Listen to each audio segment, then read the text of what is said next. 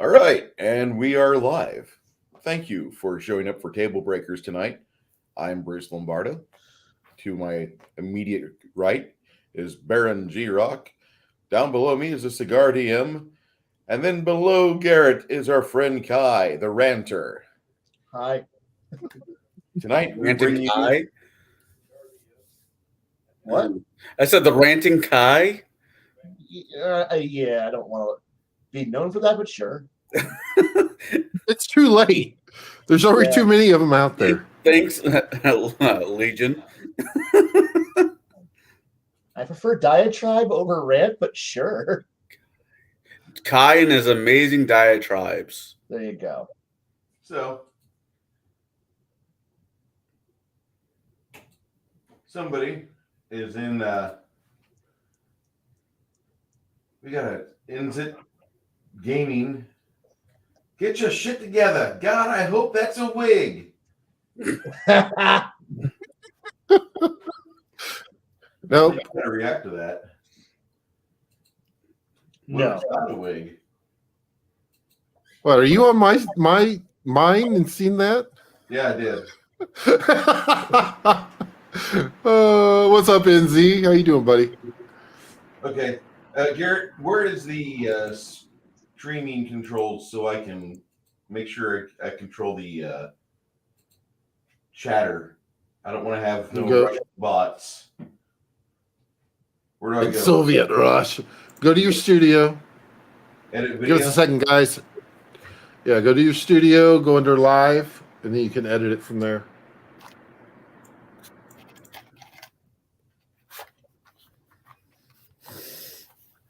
Customization. Subscribers. 20 minutes. There you go. Yeah, I've pirated your information there. Hey, Wookiee Supremacy, how you doing? Shazard watching the best little whorehouse in Texas on television. Wookiee Supremacy is joined up with us. That is like the coolest picture ever. A Wookiee with a lightsaber. Oh, Jesus. Warn us when you do that. Jeez. He's going to set his house on fire. Holy shit. No, that's his real hair. It's my real hair, says William Shatner. What he did was every so often he'll shave his pubes and put them all together on a hair mat. That's why it's so bushy.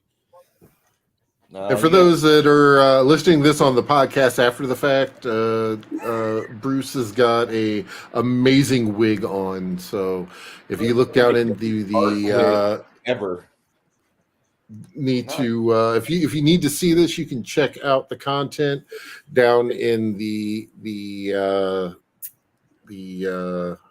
info and check on Bruce's, and you'll be able to see the wig of amazingness. Yes, it's Bob Ross wig. I was warned not to advertise myself as a Bob Ross of miniature painting, because Bob Ross family would come out after me with pitchforks and torches. No, they come after you with happy little trees. I know somebody owns one. Do not argue the bristle brush. Hey, Wookie. I actually know somebody owns one of his paintings they did on that show on PBS for all those years. Owns one. When you enjoy painting? Yeah. It's the greatest show ever. It really put me asleep when I was a kid, I guess. Travis and it's free on Pluto now, too. What? Yeah, they've got an entire channel on Pluto for it. I know he was on Netflix for a half a second. Yeah. They want to know what you're smoking there, Connell. Tonight, I am smoking Asylum 13 brand. It is the... I'll just go with Asylum 13. Here is the ring. Okay. It's roughly about 25 ring, dark Raptor.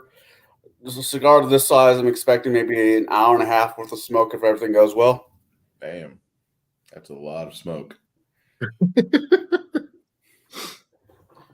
All right, so with what we had today, actually, I kind of got the idea for this one and kicked it out, and everyone kind of liked it, based on my video that I posted yesterday of 5 games to play and 5 not. So I thought it'd be kind of cool to, since all of us here have been around the block at least once or twice, that we could definitely go in and do that and give our own 5. Now, the stipulation was we are eliminating anything D&D, anything Pathfinder. That does include Starfinder. Starfinder is out also. Oh, So that's what we are kind of sticking with on this. So Bruce always tends to try to moderate things. So I think what we'll do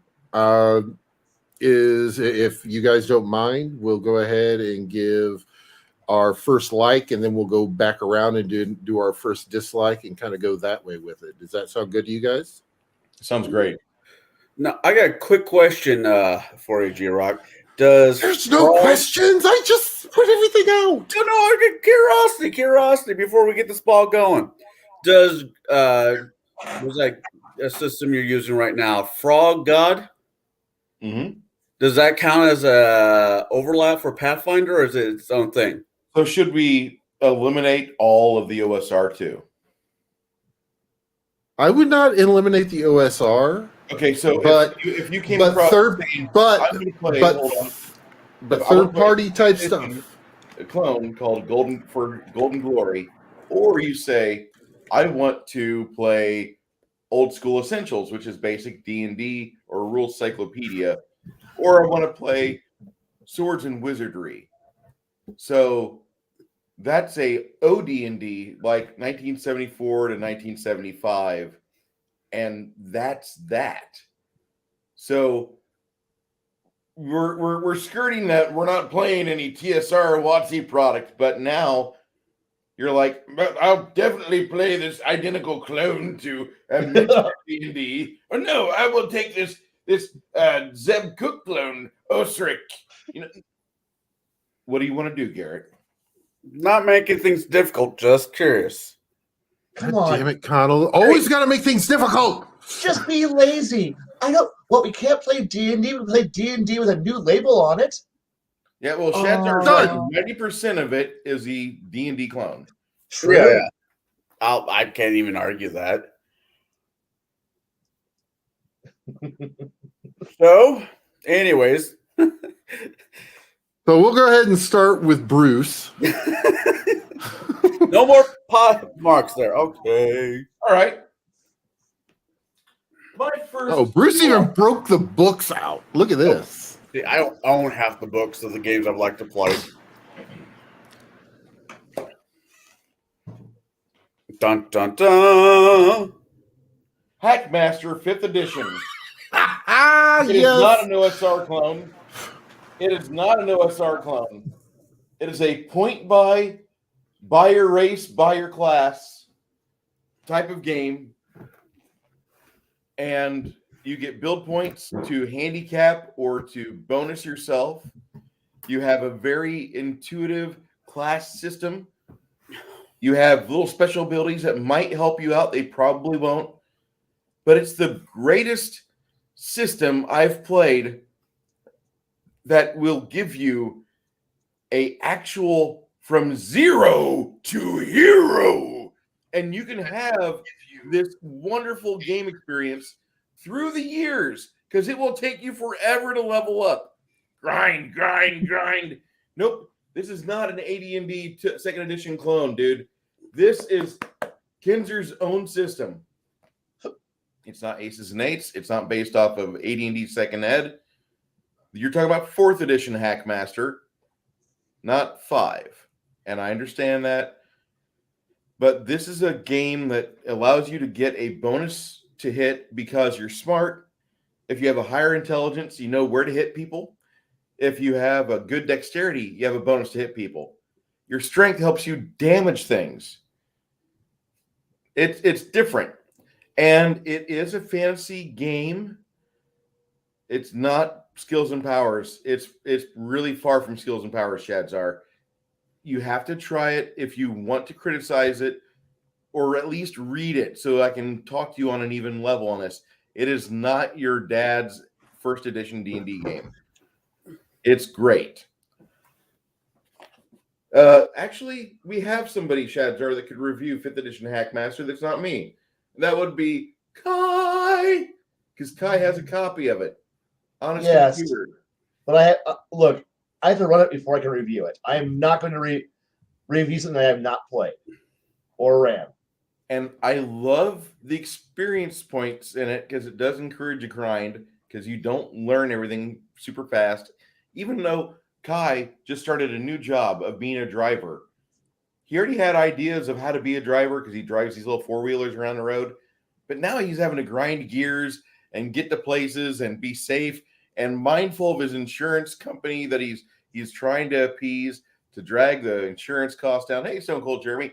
Oh, Keely Ross. Hey, everybody. Welcome to our stream. We're talking about 5 games we love, 5 games we hate. We might not get through all that. But Hackmaster's initiative system is the best initiative system because it's not round by round. It's second by second. In 4 seconds, your magic missile goes off. But in 2 seconds, the halfling or the gnome rogue behind you might get a kidney shot on you. And in another 10 seconds, your friendly wizard might get a fireball off on that group of goblins that's using a short bow every 9 seconds. And it's interesting. So it's very tense. It's very fun, a capital fucking F. So if the game is going to get anything, this gets a tremendous like for me.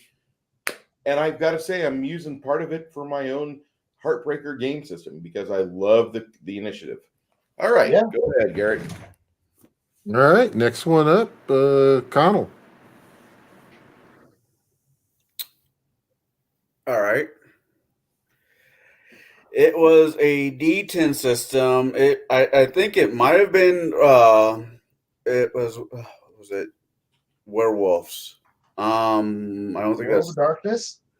it might have been that one, but it wasn't a LARP. It was a tabletop. Yeah, that's called World of Darkness. Yeah. Okay. I got to play it for probably a semester. I really enjoyed it. Haven't had a chance to play it since. I liked how the sheets ran.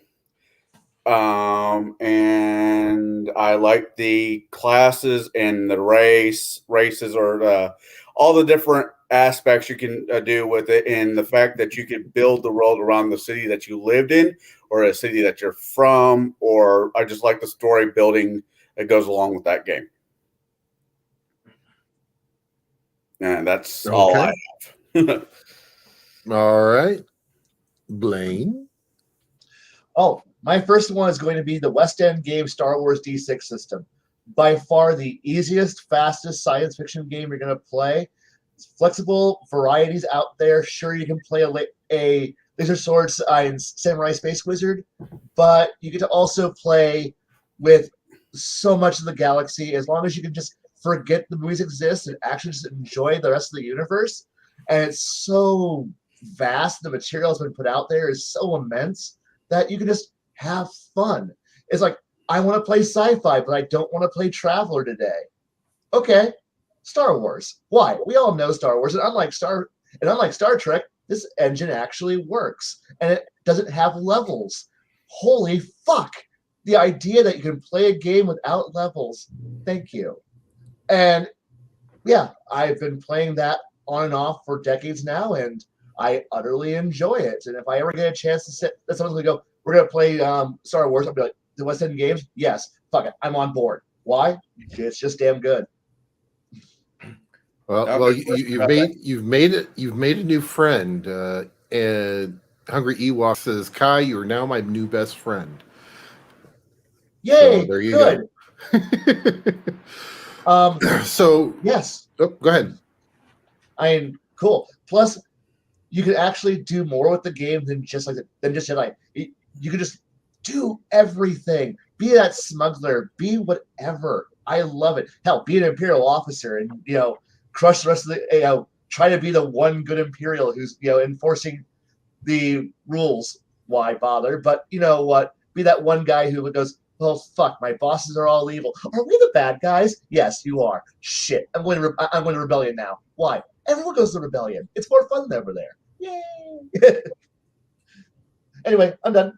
Next one. Well, no. But before you leave off Star Wars D6, okay, Yes.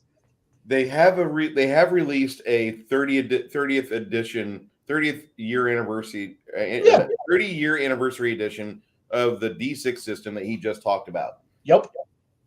If you cannot figure out how to put your character together, which all of you will, you'll figure it out. Oh, it's easy as hell. Yeah. But, and it's a dice pool system, but if you don't want to get into the nitty gritty of it, what you have to do is just pick from one of the 24 easy plug and play character archetypes that are wonderful. And you can still customize your character because you have 7 die you allocate into various skills. You can put up to 2 of those die to one skill. So like if your dexterity is a 4 die 6 and you decide I'm going to bump my blaster up by 2, now you're rolling, anytime you're shooting with a blaster, a pew, it's 6 die 6. If you're shooting with a blaster rifle, you're back to 4. Sorry, kids. But it's a great game, and it's so simple. Oh. You can get your friends into it because they've seen the movies. We all had the toys. We all went Video to our games. house. All the games. Toys. What? Oh, and the video games. Like my group of friends, we are all diehard, X-Wing and TIE Fighter fans. So of course our games are always about smuggling, space combat, and starfighters dueling all over the world while capsules are all firing. Okay, question. Yes? Did you use Silent Death as My God, for a while, yes. Okay. For a That's while, all we yes. know. Though we did eventually move over to playing the X-Wing miniature games, though we did also do Crimson Skies for a little bit for an engine, and then we just kit bash our own TIE Fighter based rule system where we there's now shield points and engine power variations that we could put into it. So yeah, we were all about this. Like if our game wasn't involving the party carrier and then the rest of the party is the squadrons that fly off of it, then yeah, we really weren't playing Star Wars. And that one guy is like, but Star Wars is about Jedi. And then we're like, you can park your happy fucking laser sword ass on the carrier while we go out and have fun. And we'll come back to you when we want to have someone give us bullshit philosophy. But Jedi, fuck you, get the Starfighter. I don't swords and force powers. Fuck you, you're bored. We're gonna go have fun now. And we're off making boatloads of cash. We're making boatloads of cash while the Jedi just sits there and masturbates on his fucking bunk because we're out having fun. And he's like, you get force powers, Jedi, lightsabers, hunt the Sith, and we're like TIE fighters everywhere. Let's kill them. Actually, I don't think I've ever had a Star Wars toy, but that's besides the point. Well, you were born in what, 1990? 83. Okay. You missed the fun Yeah, years. he missed all that Yeah, he missed the Kenner edition. because I Yeah. remember being very, very young. My dad taking me to go see the first that's Star our- Wars movie I got to see in the theaters with my dad when I was like 5 or 6. I don't remember, but was Return of the Empire Strikes Back. So we're sitting there, and my dad's like, "This was probably not the best one to bring you to." Look, No, I gotta disagree with my chat here. Hold on. Cray KK played West End Games D6. Bullshit! She did first not off, say- our games did not resemble Last Jedi. They resembled more Rogue One. That's usually how our games Yes. went, which usually ends up with everybody dead in a horrifying accident. But secondly, the West End Games was the source material for everything expanded universe because fucking Timothy Zahn was writing the what was that 1991 release there, Blaine? the Thrawn trilogy. So again, Yeah, The Thrawn trilogy. yeah, he wrote the Thrawn trilogy using West End Games' products as tech manuals for the entire series of the trilogy, and then once he wrote that, everybody who loved the Star Wars said, wait, there's a Star Wars RPG? And so they dived on it like tribbles in the grain bin. And though after all this crap, like then we had the explosion of the expanded universe. The greatest book ever written. It is. It is. I agree with that. But KK did not touch anything D6 because that cunt said, we didn't have any source material. We didn't have any notes. We just were kind of going in the dark. And you all know Kathleen Kennedy lied her ass off right there. We had tech manuals. We had an RPG setup. We had expanded novels. We had the internet in its primitive form where you had the gray screen and forums upon forums upon forums and BBSs. So if that woman said we had no source material, she's lying, okay? Also, and even if you exclude West End games, you still even had the dribble that WotC vomited up onto us all. That was not really a game. And then you could also say, well, so what else do we have to work with? Fantasy Flight's vomit game? I don't know. Fantasy Flight Star Wars was not Star Wars, and it was another crappy game that says you have to buy our special dice. Play this. Fuck you, Fantasy Flight. Fuck you, Fantasy Flight. You fucked up not only Star Wars, but you also fucked up Warhammer. When did there was one that came out in 85, wasn't there? Say again. The Ewok movie? I've seen the Ewok movie. I saw the Ewok movie. Caravan of Courage. Leave the Ewok movies alone. Isn't there one where Wilfred Brimley says the word fuck? Those are sacred movies. We do not talk about them. But no. What was it? It's like the Christmas special. They are pieces of history that we shall not touch. Battle for Endor is also in there. I was born in 83. I mean, technically, the first movie I remember seeing in theater as a kid was the first Alien movie. Because Alien 2 was about ready to drop, or did drop in theaters back in the day. Used to do a double feature where they showed the original and then the sequel. You also missed the Droids cartoon series, so you missed nothing. The Droids and the Ewok cartoon series. Oh yeah. Wait! I remember the Ewok cartoon. Congrats. They had a Droids cartoon also. Oh yeah. I'm glad I didn't miss. I mean, I'm glad. Okay, let's move on.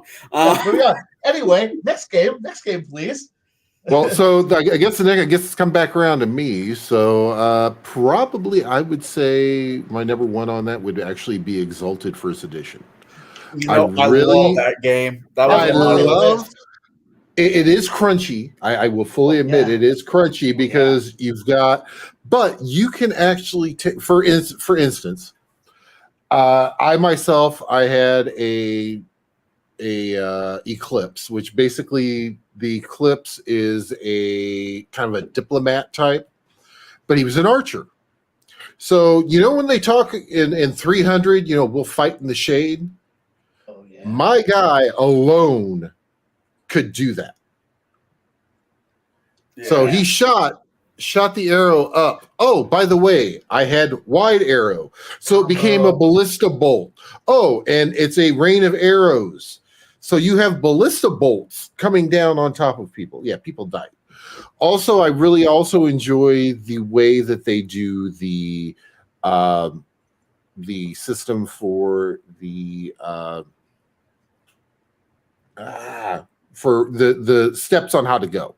So range always goes first, then melee, then your magic. That is how initiative. There we go. That's how initiative works from the basic D&D style. That is how it goes. That's how it's written. That's how they chiseled it at the Gary slates on the wall in Wisconsin. I've seen these. There's a man there guarding the wall, and he says he's a prior of Gygax. And the thing is that while second was kind of edgy trash, third's gotten a little bit better. Third, even like the harshest critic of it, which is my buddy Todd, Yep. He is like the harshest critic of second. He said second just didn't happen. But the thing is with the way that world is made, you can insert things. Oh boy, does and whatnot. And Todd, I love Todd to death. He actually took, because he didn't want his group to go all the way back to town and come back. So he took from Magic the Gathering the Squee, which are these little guys who basically look or goblinoids, but they're actually like second circle demons. Oh yeah. Yes. And when you say their name, they appear. So and I was not in this game, but the game that they were in an underwater compound, and they said squee, and all they heard was boom on the outside.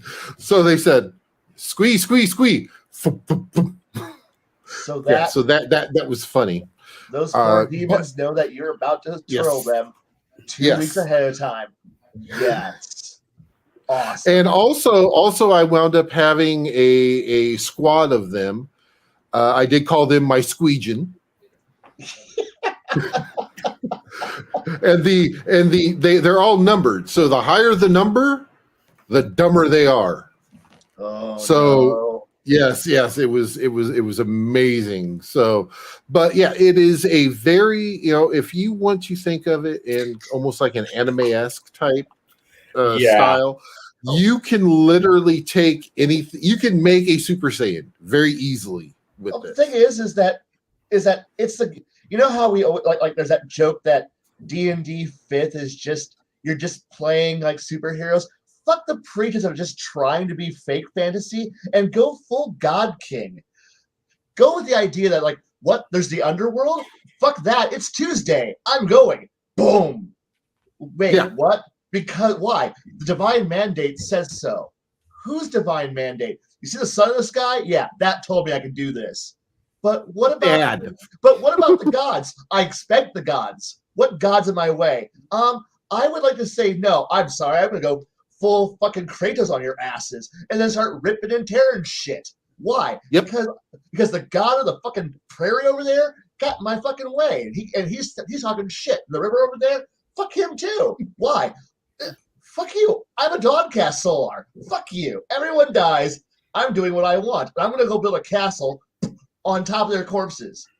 And I'm gonna run away because the Dragon Blood are coming. Oh shit. Oh, we're gonna travel. Okay, here's a bottle of wine to the god, and you get there in half the time. Yeah. It's like, oh, I like playing in a high fantasy setting. No, you don't. You like playing around with the idea that you are kind of special. No, this is the game for people who just want to go full special, full amazing. I have an appointment with 3 gods today. I'm taking care of that problem. I'm going to go make an entire village bow down to me. And it's not about will I fail at my action? It's just how amazing am I going to do it, and what ramifications are going to come from me being way too cool for this setting. And then have the world go, yeah, you're getting a little too high for your britches. And then you're like, what are you going to do with me? And then suddenly Megas XLR shows up and just stomps on you because he can. And it's being piloted by fucking Power Rangers, and you're like, what the hell? Bam, bam, bam, bam, bam, bam, bam. Shit, fuck, okay. And at that point, you go back to, all right, cool. I'm going to go crawl into this hole and die. Good. That's where you belong. Why? Because the Inquisition driving that robot says you fucking suck and then beat the shit out of you. And if you think you're getting too high in your britches, oh my god, who's going to come at you? Some guys who can literally punch you and make you love them because they control fate. And that's what they do. And your werewolf buddies come out. I come out of the woodwork and do other things. And and your edgelord cousins and your other edgelord cousins show up and go, but we're here too. Go away. No one wants to deal with you. Okay. No, that's the Fae. That's the Fae and the fair folk. Oh no, I was making fun of the Infernals and the. Oh. Okay, yeah. Your 2 edgy cousins, the ones who's too gothic, and the other one who's just like, I like to burn shit. They were fun. And don't forget the Lizard Kings. Oh yeah, Yeah, that Oh. are living off of the dead, somewhere, and then you got just weird shit everywhere, and then tomorrow you're gonna go find something just bonkers because some first stage war machine that might as well be a hind shows up and you just mow down people and until you're shot out of the sky by something weird you don't know. Everything's crazy, and yeah, it's like this is the point where you play this to go get that whole high fantasy kink out of your system, so that way you can go back and play something a bit more mundane. Because after you've literally rearranged the stars and fixed the afterlife, you're like, you know what? Let's go and crawl through a tunnel for a while and play regular games now. Yeah. All right. So now we're going to go to our first dislike. So that would Bruce. All right. Uh-oh. Uh-oh. I sense a rant. Hold on. And he grabbed beers for this too. I saw that. Oh. There is a game that I wanted to play for a long time. And this game is called Blades in the Dark. And I read it 3 times, and it's like a programming manual, but my brain doesn't accept programming languages so readily, so I had to read it 3 times to get it. And it's a game where you create your characters, you pick your specialties as a rogue, and you're stuck in a Prague-esque, London-esque city of hell, basically, that you can't really leave the city. You're stuck in the city. And you're all there in your Oliver Twistish world, and you're trying to do these jobs, and the die you roll, build to the next die roll, build to the next die roll, and everything you're doing is you are trying to complete your task as a thief. And your guild, your other player characters that are at the table, they're depending on you to get your stuff done right. And the GM is constantly just twisting little knobs here and there, making the game a little bit more, I'm going to fuck you over. And it's a neat idea, like the Midnight Campaign setting was.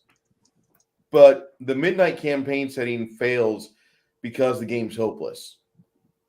It offers you no joy. There's no way for you to really enjoy playing the game. It is a survival game that's stuck on nightmare mode.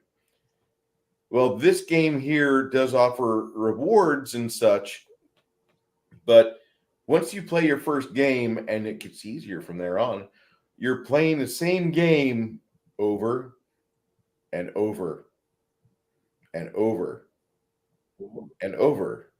And it could be fun, but the way the book is written, I don't see a campaign featuring you and your friends in a thieves guild being anything fun. And they sucked all the fun out. Now, the problem that I have with the book is that it was written by a group of people that wish me dead because I identify as a Christian conservative, blah, blah, blah, blah, blah, blah, blah. But they are evil hat games. The same pieces of shit that wrote Thirsty Sword Lesbians. And Thirsty Sword Lesbians is a funny idea, but because they wrote it the way they did, and then they gatekeep, if you're a Christian, if you're a Trump supporter, don't play our game. Well, fine. I'll never touch your shit ever again. And only for the fact that I like the procedural die roll charts, because I do plan on importing them for the game I'm going to make, which is going to be better than theirs, and any other game that I borrow from. But I'm just going to say that I hope that studio suffers the same fate as the creators of the Pirates of Darkwater. And I don't think I could ever give a harsher curse in this world. Yeah. Sad. Damn. Right? Damn. I could break my hand on their faces all the time, and it still wouldn't come across the same horrible fucking fate as the Pirates of Darkwater, the studio that created that. Because I wish them a worse fate than that. Fuck you, evil hat. Damn. Just straight out damn. Love the cartoon, but absolutely tragic backstory. Oh my god. the greatest backstory ever and why we never got a season 2. Oh, yeah. Yeah. That's their mechanics make sense, but when you're playing the game, your friends realize that now they're just playing the Shadow of Mordor, because the Nemesis system in that video game literally almost translates into what this procedural RPG for a tabletop game is, and it's almost a game that runs itself. The GM could be an imaginatively piece of shit, and he'll run it right. No, Andy, as much as you might think that, you have an imagination, my friend. Go ahead, Garrett. What's next? Well, next is Connell. See, this is weird for me to say because I absolutely hate the concept of it. I don't mind it if it was transformed into a tabletop scenario, because I brought up earlier as being a game I really enjoyed, the werewolf one. But LARPing. I just know it makes me cringe. Masquerade, Vampires Masquerade, and all that. As long as it's done on the tabletop, I really enjoy it. It is when you have a bunch of guys in somebody's small ass basement saying I'm a hot chick when it's just a really creepy dude pretending that they're hot shit because they can throw rock, paper, scissors faster than the guy next to them, and there's just not enough beer, Coke. You heard me, ladies and gentlemen. Coke, not the drinking kind, the snorting kind, that would ever make me want to go down there. Ever do it again. That is my. That's just where I stand on that one. How dare you misgender me?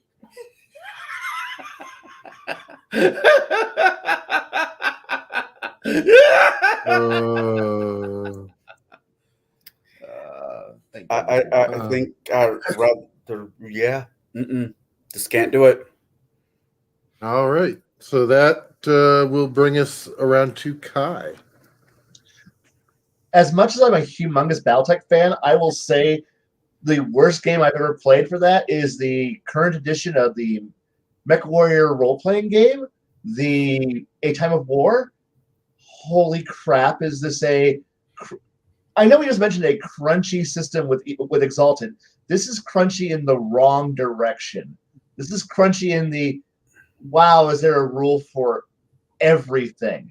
There's a modifier for everything. The life path system to make a character is slow, but it's good. But it's attached to a game that's just utterly miserable, which is a shame because I love the universe. I love the game, but I would never volunteer to play it, to run it. I mean, maybe someone else would do all the homework for me for once. I would play it, but it's a shame because as much as I like paperwork, this is just the wrong kind. And yeah. I never known there was a right type of paperwork.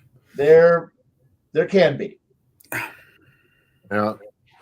Now, coming back to me, this is going to make Bruce upset because he actually had this on his game that he loved, but Hackmaster, I really, really do not like it. I like Crunch, but maybe I just had the wrong DM when I played it. That is completely possible. I think it may have been third because we played this up at the game room. Was it when we were up at the? It was when we were up in the game room. Hold on. I don't remember what the book looked like. Oh, Bruce kind of waddled out like a penguin, waddled out of the. Considering what he does for a living, would that make him a shit penguin? Yes. Or just a shitty penguin. Yeah. I believe that is the one. Yes. This is 4th edition Hackmaster. This is a ripoff of 2nd edition AD&D. Yeah, this one. But and like I said, it may have been the DM who ran it. But I really did not enjoy the system. It took, what was it, 3 sessions for 6 people to make their characters. Ugh. Dude. And we're talking like 4 to 5 hour sessions. We're not Wow. talking. Wow, and I thought Rollmaster was crap.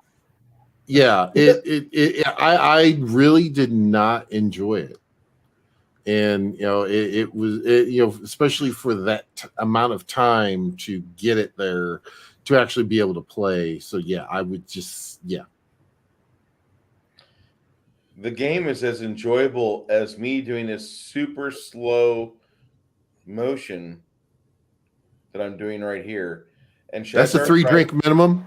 Yeah. The game was created because Dragon Magazine wanted to be on a CD-ROM. And because Knights of the Dinner Table were featured, they had a dedicated panel or a couple pages every issue. Yeah. For the last 100 issues. The deal was WotC would let them lease the engine for Second Ed for their game. And they copy and pasted the Rule Master point buy system and second edition D&D and made them fuck really hard. And they did this horrible like bastardization. Yeah, you guys just heard that. So they made this horrible game, and we got this product that you could completely play.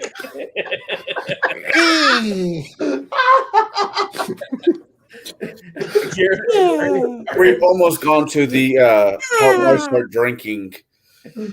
I'm already heavenly. Anyway. No, that you have not seen that video of the turtle? Yes, I have. It's horrifying. Yeah, that's exactly, and that's probably the sound it made.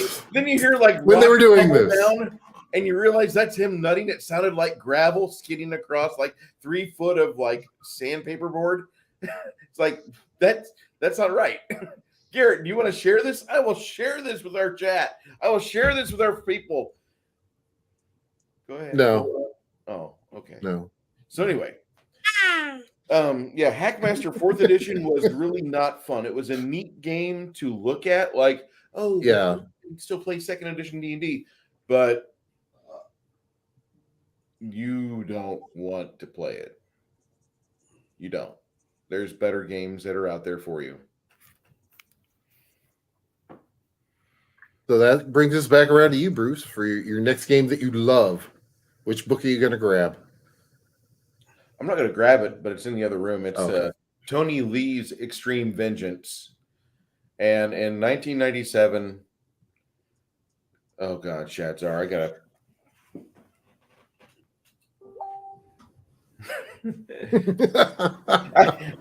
the only thing harder than fapping to Lena Dunham is fapping to that new chick on G4, Frost Urine or whatever her name is. If you're dedicated, you'll nut one off because you're going to do it. But if you've got like just a mindset that easily goes squirrel, you're going up the treadmill is set at 98 degrees or 89 degrees, and you might as well just like give up. Anyway, Lena Dunham, Frost, don't fuck them with your hand. Don't hand fuck yourself thinking about those. That's a hard one. And I know this is not what you want to hear.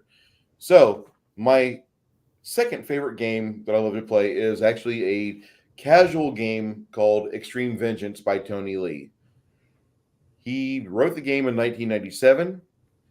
It is a game where you literally pick action hero archetypes and you RP through an 80s style action movie. It is a cheesy beer and pretzels game where you have a very simple set of die mechanics. You have to write down the results of every roll you make. That's how you tally up your XP. Every roll you make goes to your XP total. And you pick little special abilities or feats or whatever you want to call them. You get these specials that they add to your character, And later on, you'll realize, like, I could be a Van Damme. It's a really neat concept. It's beer and pretzels gaming. And for when you only have like 2 people that showed up to the game, perfect thing to pull out and play. That makes me go back down to my Coke comment, because if I want to play Jean-Claude Van Damme, I need Coke. Anyways, especially in the early 90s. Bloodsport. I want to play Bloodsport.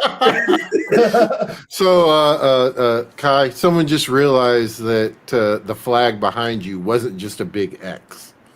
Oh, really? Jolly Roger. That was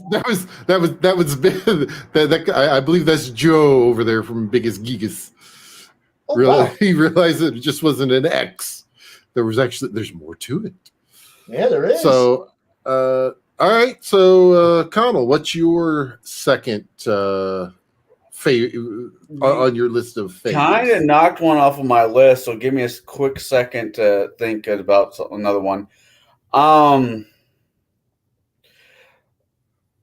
was it? The Deadlands? Yes, the Deadlands. It's an older version from Wish, or do you want the official version from 1996? I think it was the 96 version, because all of it the book I was reading, looked at, and I played once, was old as hell. Really? You have to understand, when I first came and realized what this game was, Bruce Campbell's the Cowboy Show was on. With Bruce Campbell. Yeah. Oh God. And my buddy at the time's dad was not. He was kind of weird, but he loved playing that system. So he made a whole a County Junior type storyline, and we did it. And this thing has all the magic bullshit you want in it, all the cheesy bullshit you want in it, and all the Western bullshit you want in it. And so I really enjoyed it. I know there's probably had other editions throughout the years. I've only remembered the first one, at least the one I played, and I definitely would recommend it to anybody who likes to role play and have a little bit more of a Western kick behind them. Okay. Kai, what about you? Okay. This one's going to be a fun one. I know how whenever we talk about D&D, we always say like, "Oh, hey, look, it's all based on Western European bullshit." Well, you know what? Let's just amp that up to a degree. And my next game would be Seven Seas, which is also pretty much not Europe, cranked to its max. As long as you can ignore the meta plot line. Throw that out the window, because nobody cares about that when you're actually playing. But now it's like, so do you like it? So rather than go with this whole idea of, well, we're kind of in Western Europe, but not. No, now you have not England, not France, not Spain, not Italy, not Germany, not Norway, not Russia, not Poland. And you also are dealing with the not Arabs, and you also have across the sea the not Chinese. You have literally all of that, but you've mixed them up a bit, and now there's magic involved. Heck, if you want to go with that full D&D wonderful I'm wearing armor thing, just play a freaking Eisen and run around in full plate and have bullets bounce off you because you're wearing Draken steel. Be amazing. There's magic out the ass. There's many flavors of magic, so there's none of this whole I'm a wizard. Sure, yeah, there's a fucking no. We got shape-changing druids. We got nature controllers over there. We've got people who are using fairies and legends. We got runes in one area. We got magic armor. We got guys who are ripping holes in reality. We got people who are changing fate itself, and we got the one guys and people who are elsewhere who are going fireball, but nobody likes them because they're Spanish. Whatever. And you got the Holy Church running around out there, and you got a whole set going on there, and you got weird shit happening everywhere. It's a fantastic setting, and occasionally it's actually boats, and you get to have dueling. The focus is about being a hero. There's some more drama in there, but it's great because while the game, you can even just throw the game out the window and just look at the source books. Each of the nation books is a wonderful dive into the cultures, the mannerisms, the actions, the legends, the lores. If you do nothing more than to read these books and look at them in an interesting fashion, to just read, to just start skimming and dumpster diving for information and make your own setting way more interesting, you're not going to be at a loss. The game may be fun. It's got problems. Boy, it's got problems. Both person and technician have got some major problems. And again, meta plot, ignore it. Keep going. But if you just want to have your fake, not Europe, we're Western chauvinism culture, fucking bullshit, feel more authentic, go for it. These books are the books to grab. They are worth every dime and the amount of time you spend working with them. I really do just look at Seven Seas as being that good a game series for just reference material, especially looking for like Age of Exploration era gameplay. Great. I got a question on that one. Go So ahead. it shies away from Western Europe. No, it is fully Europe. This is Europe. If you are a Eurocentric person and that's what you think D&D is, this is it. This is Eurocentric. So I was thinking like Sinbad and the thieves. If you've got that book, you can go off to Sinbad Land and go have fun in Sinbad Land. And boy, is Sinbad Land hilarious. And it'll take everything you learned from being in Western Europe land, throw it and go, nope, they're all idiots over there. This is also kind of cool too. And you can go off and go navigate the Sea of Fire, and you can go across and arrive in, wait, this is China? Oh shit. This is actually kind of scary. And because Cathay is actually terrifying. And you're like, oh, wait, this isn't. And it's great. I'm just for the idea that it's written to be its own separate enough that it's not, you can tell it's not Earth, but you can tell what cultures, what language, what etiquette is going on. So if you want to play a game where you're using, 1400s culture, right? This is it. This is your handbook. I have to look for it. That sounds really fun. It is. It's even if all you're doing is buying it to read, it's worth it. Steal ideas from. Yeah. Steal, just wantingly steal. John Wick is a dick and steal everything. Well, I was thinking pirating, take what you can, give nothing back. Right. You might want to throw a dime in his direction every once in a while, but yeah. I mean, so like if you like high seas and adventures, or if you like the I want to play a game set in the French Revolution or under Napoleon, cool, do it. I want to deal with the Spanish Inquisition, cool, do it. I want to deal with with everything. Just here you go, have fun, and it's a complete and total clusterfuck of a world. Have fun in it, and go and make your actual campaign better because you've read this. Okay. I'm sold. Yeah. Cool. All right. So back around to me. Probably I would say my next one on here is I'm going to go a little sci-fi. It's going to be Warhammer 40K Rogue Trader. Yeah. It is actually a very, very good game. I love the workings of the races and being able to put things in, and it's not like we travel from point A to point B and we're just taking goods. No, there's shit happening. Oh, we're gonna go from here to here, and we go into the warp, and all of a sudden we wind up there 2 years before we left where we were at.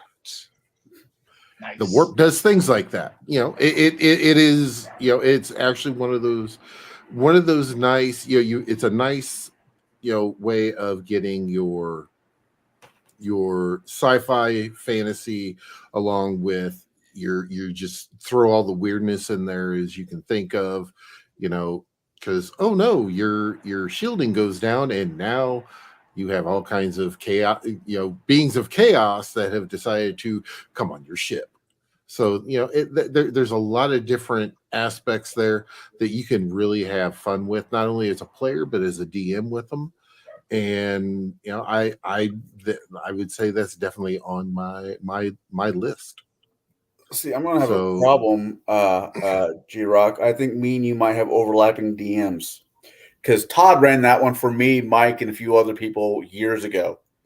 Actually, the best person I had run that, he was actually in my chat earlier, which was Force.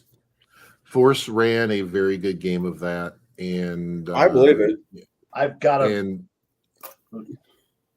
yeah, he did very well with that.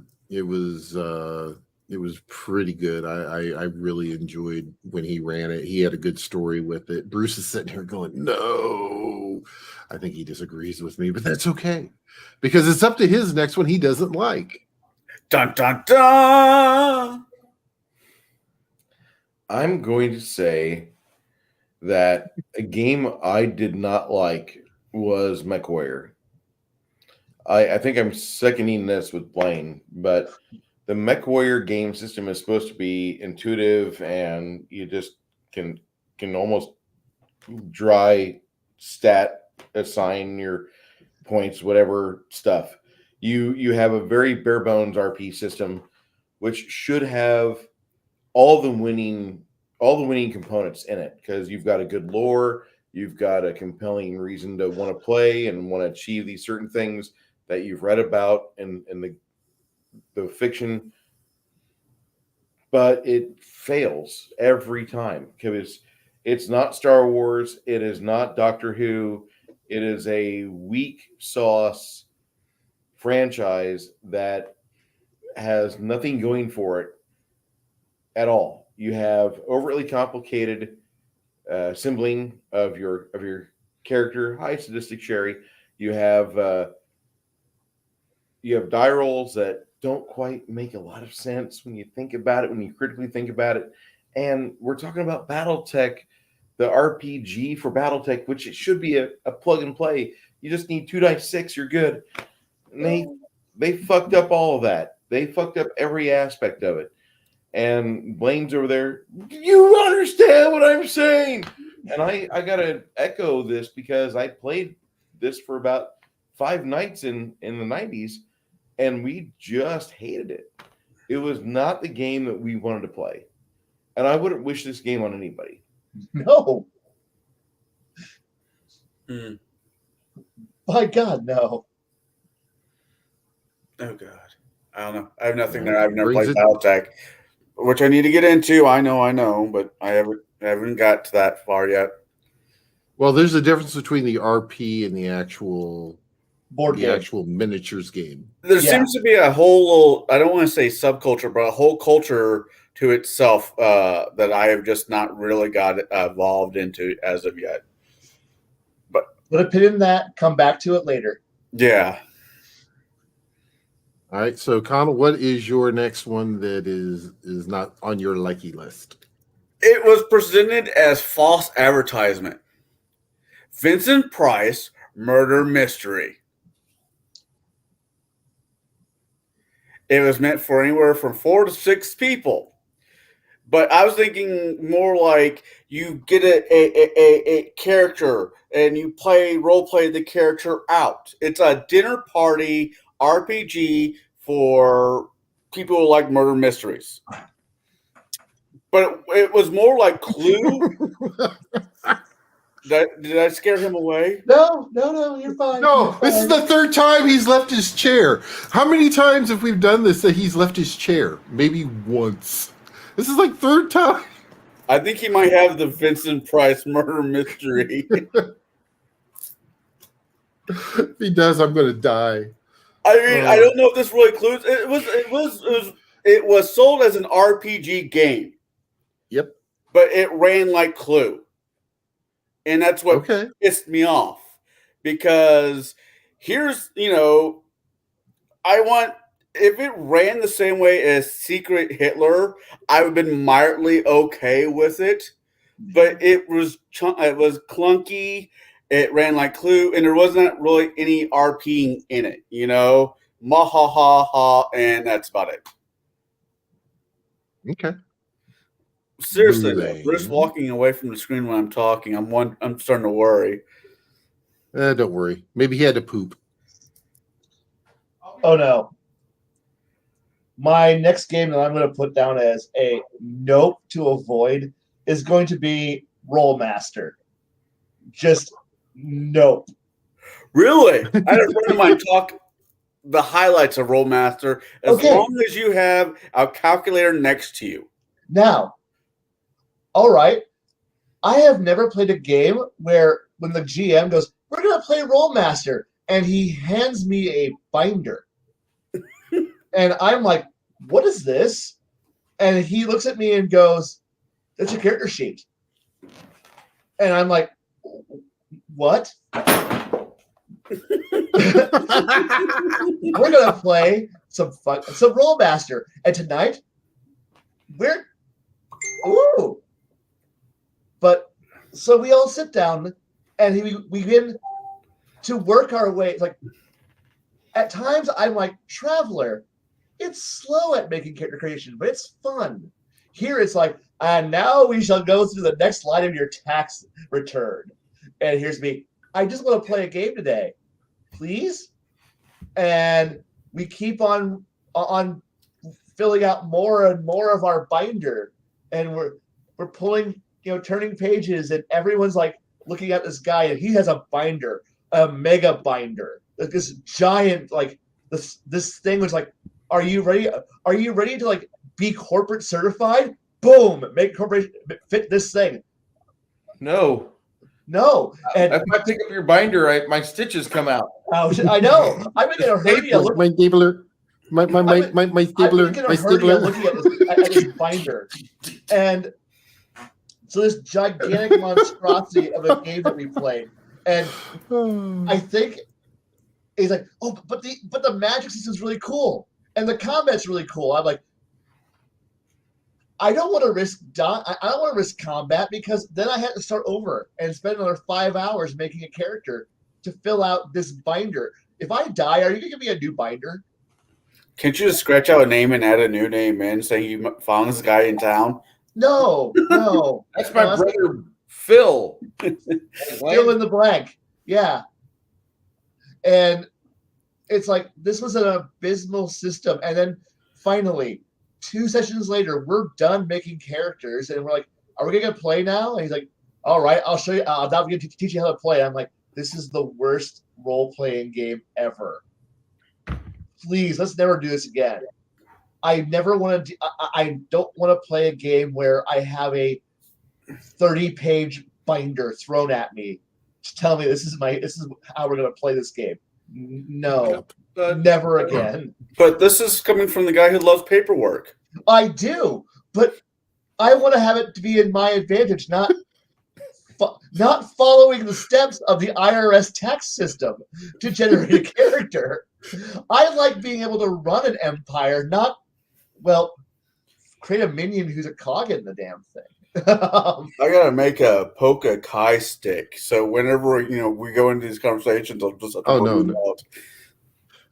No, but he likes his paperwork. He hates his TPS reports. Yes, I want to be productive, not tagline for his channel. I hate my TPS reports. Yes, but by the end of this was like, so this is like the same game which has the theme of, could this be better? Could you streamline this at all? No, fuck. Okay, this is not for me. And while I might have been able to get into it, the other 5 people in the room who don't like paperwork are going, what the fuck are we doing? And thus, Rollmaster came in and then rolled right the fuck out. Back again. Let go. Good night, so, Joe. by the way, since we have kind of a segue here, I'm going to put this in both the chats. This is Kai's channel. Make sure you do give him a sub. He is starting to post things. We're starting slow, and that's okay.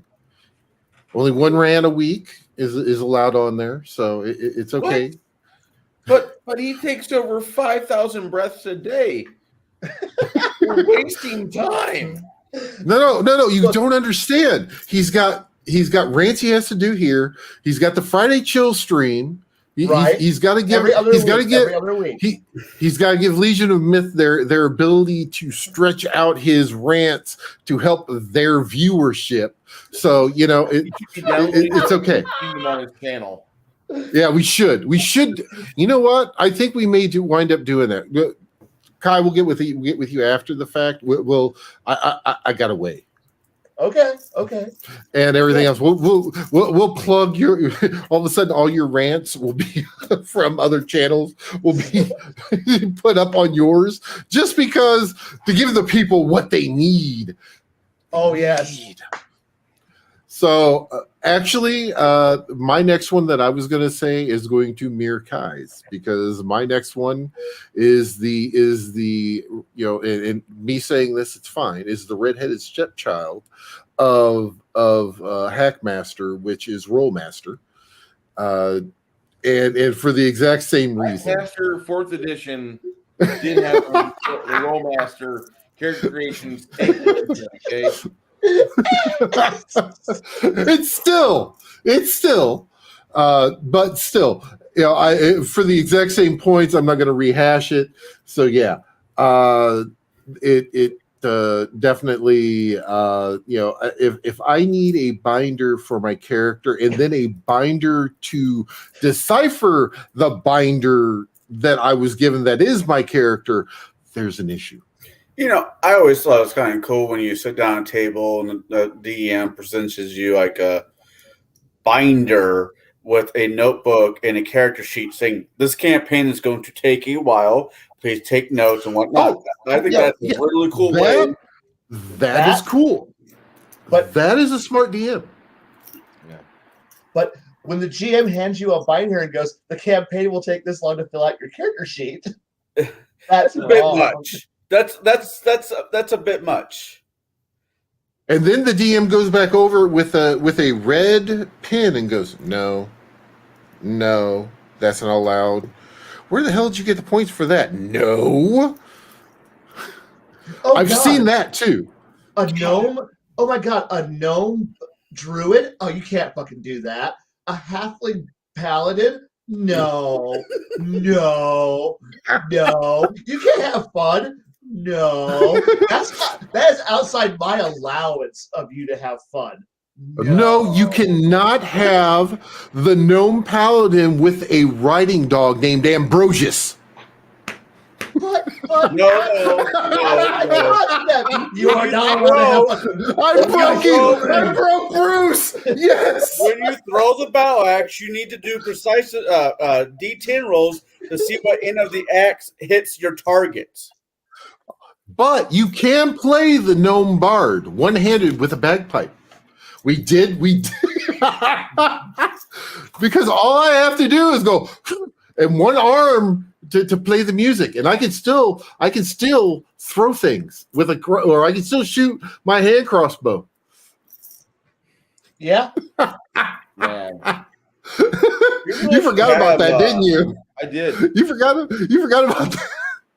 If we could ever get a hold of him, we really should have Robert on the show sometime. Oh, God. Hello, the multi-gun man. It's going fantastic. I hope you're doing well. So Bruce, do you want to get in on what is the crappiest game? And is it Rollmaster? No, it's his turn for I believe, the next game he likes. Oh, I'm so sorry. Okay. It's Rollmaster. Uh-oh. From Denton, Texas. Yes. This is a skirmish game with points for each individual character. But the creators of this game tell you in the book, Listen, it makes no sense that you have an RPG that came out with rules for miniature combat, but there's an RPG engine behind it to teach you how to be a role player. You can still do fun shit when you play a war game and talk in a funny voice and pantomime or be super exaggerated when things happen to your favorite character or one of the grunts. Nobody cares. Nobody cares. Just do your fun stuff and role play the way you want, which is kind of stapling onto your dead chicken crossing the road on the abortion baby tomorrow whenever your stream goes off, talking about the retards getting together for game. My bad. Are we kicked off Twitch yet? Fuck Twitch. Okay. We're not on Twitch. That's good. We don't need Twitch. I just want to make sure that everybody understands where I stand at. But actually, you're sitting, but that's okay. You're sitting, but that's okay. I'm just saying I don't like the new books that WotC is putting out, that Tumblr's putting out, all these garbage products that people that never bought the books before are making books for a game they've never played. That's what this is. If you want to play a marginalized person, here's your stats. Roll a d6 for all your ability scores. 1d6, not 3. Is that still or without the plus 10? By itself. Okay. Just You're getting to play a mentally handicapped person. Hey, you can be an idiot savant. We know a few of those. There's one that dresses like a woman up in Peoria. Bloomington. Okay. God.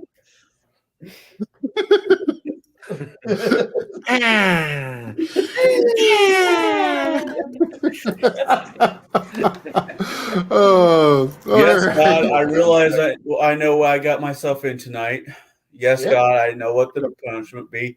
Dad, I'm coming home. Warlord is Okay. a very good tabletop skirmish game. It has a good set of rules. You can learn them within 5 minutes. It has a great setup. You have this land. These different factions are fighting for it. And the producers, the writers want you to role play when you are playing a game against your buddies in a garage somewhere in America. America. Go ahead, Garrett. Next is going to be Connell. What's your next like?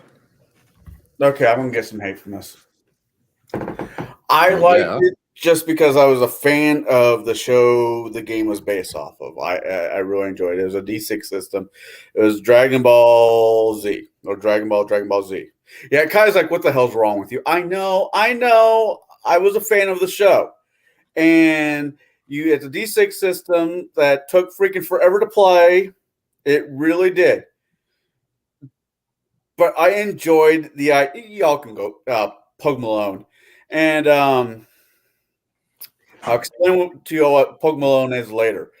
Anyways, but I enjoyed it. And if you like Dragon Ball Z and you want to try to RP it and have a DM that can actually cut through a lot of the, I don't want to say it's crunchiness, the cement blocks of what the fuck was I thinking that's dragging behind you to play this, it can be fun. Oh, yeah. Okay. Not going to fight you on that one. The only problem is the game falls apart at about Namek. You really can't go into the Android saga because then the game just explodes into no. There's not enough D6s in the world. No, there's not. The Mint Mixer. Yeah, I enjoyed it. So just play it for a couple of sessions, have a couple good laughs with your buddies, and move on to the next game. It was just, it's something a game I'd recommend. It's a fun game. Yeah. All right. Next is going to be Kai. I think I lost some points with Kai. No, not really. Not really. I played that game from approximately like Dragon Ball through Namek. So that power level game. So yeah, I know the game pretty well at that point. So that's a good game. Not my favorite. The thing is you had to have points with him before you could lose them. Now, conversely, I'm going to follow on with another anime-based game that Yes, Shadzar. Yes, I was about to mention Besem, which is a very good game because, honestly, simple. 3 stats, fantastic engine, at least in its first and second edition. System. It's just a good game. And if you're willing to put some effort into it, you can narrow it down to damn near anything you want, and it's playable fast. There were source books that were really good. It's just a damn good game. And if you could just erase that whole, it's an anime-based game. So what? Now it's a superhero game. Now I got big giant spaceships. Now I got something cool with this. Oh, fuck it. You can do whatever the hell you want with this game engine. Why not? It's creative. I mean, hell, I threw second edition and revised it some players, and they were like, actually, I bought the first edition way back in dawn of time, and people were like, wait, this is really versatile. Like, yeah, it's cool. And everyone kind of played it and went, wait, we can just do whatever the hell we want? Yeah. Go, have fun, be wild, or pick a theme. And if everybody can agree on a theme, go with it. And it's good because it frees you from this whole idea of this is my role, this is my definition, this is what I'm going to be, this is my part in the cog of the machine. No. Have fun. What do you want? And just like Babylon 5, no one knows the answer to that one, and the answer is dangerous. Don't give me the right.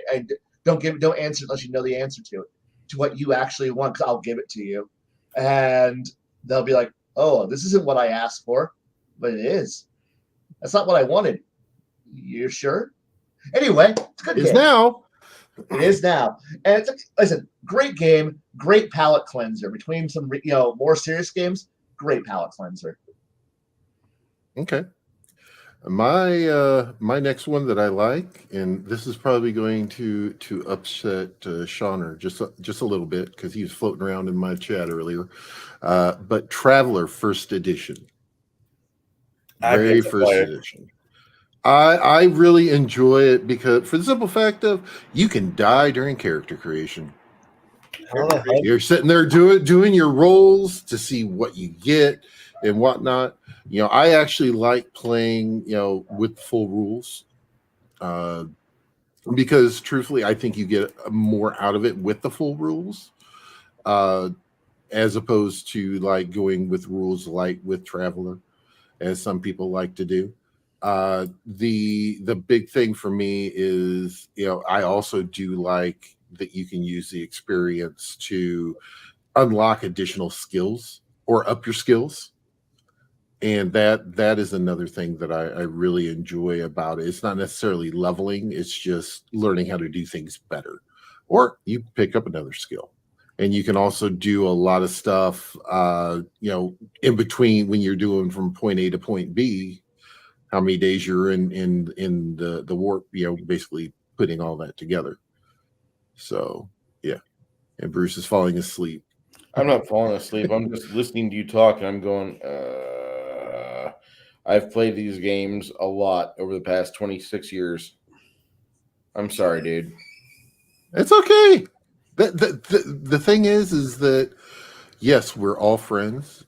Yeah. We do have a lot of games that we like in common. There's some games that some of us like that others don't.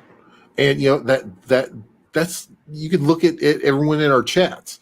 It's going to be the exact same way. There are going to be some games that they'll absolutely love to play. There's going to be games that they absolutely hate to play. But the thing is that it's not necessarily about the game system itself. It's more about who you're playing with. Is it the fact you're actually playing with your friends? Yes. Is that the main thing? Okay. Yeah. Kind of goes along with my entire, I want you to have a hobby. Yeah, exactly. If you're, if sitting around the table rolling dice with your friends, it doesn't matter what game you're playing. If there's a game you like and you come to a consensus that you all like it, or you're going to try it. because maybe you haven't played it before. Go for it. So let's see. I think this is our round for dislike. Yeah. So that comes to you, Senor Bruce. Games I dislike. I don't look at a lot of games I don't like. Like the 5th edition D&D. I'm not going to support a company that gets on Twitter or Twitch or StreamYard or anything and they tell their fan base that they want to cut the cord between them. I'm done helping you. I just feel like there's a bit of a backstab going on whenever your company is attacking the people that for years and for decades supported you, and they supported your movement that you helped foster. Whenever you have a game system that's out and you're actively trying to grow your fan base, then you get on Twitter and you're no longer trying to grow your fan base, no longer trying to spread goodwill. I'm just a little miffed. So I'm going to say 5th edition, even though that's against the law that we had, but I think it is justified because I just don't like the design team behind it. And for any design team to come out as with garden flower hair colors like chrysanthemum red or blue or something like that, like please let your social media team know how to conduct themselves on the web and how to talk to each other, because insulting a potential player base is not really what you want. Do you want me to pick another one, Garrett? No. Okay. That goes to Connell. Dislikes. I was not and this could be the DM, but this very well could be the DM. I play Shadowrun. Which edition? This was back in early 2000s, so I have no idea. I really don't. Third one. I thought the combat was clunky. I thought character building was clunky. The DM thought it was his godly right to not only tell the story, which I'm fine with as a DM. I understand storytelling, but to make sure your character was doing what he wanted your character to do, but not what you wanted your character to do. Oh no, we have this mission that somebody is starting to threaten to blow up the orphanage if we don't send them money. My response was, Blow up the orphanage. Blow up the orphanage. No, we can't do that because of ... And there's a chip in your head that makes your conscience only do good things. I'm like, this is not. I don't remember this being 1985. You know, or it was 84. I'm sorry, 84. I can't get behind this. So I'm buying a cranial bomb. Right. I'll take my massive bag of D6 because that was a dice system, and I'll go find something else to do. I like bounce my head off the fucking wall at ICC because it makes more fucking sense than your game does. Yeah. All right. So Kai.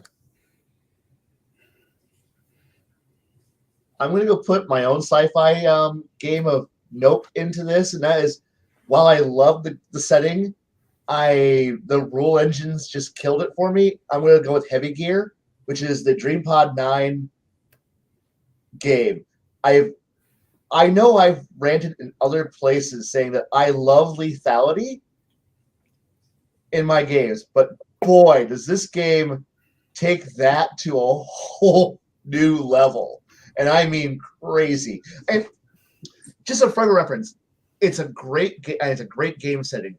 There's just piles of interesting characters, plot lines, nations, interstellar empires having conflicts over it, and you get to have giant robots punching each other and shooting each other with tanks that are just huge. And it's a great feeling. Like, it's a great universe, but boy, it's a 2d6 roll engine where you're comparing high versus low and a damage modifier. And that means you could be like, you roll bad today, that guy, like, so you roll a snake eyes a day, and that guy roll a 12. Ooh, this is going to be bad. Why? Because he's using a BB, and that BB's got a ×4 modifier.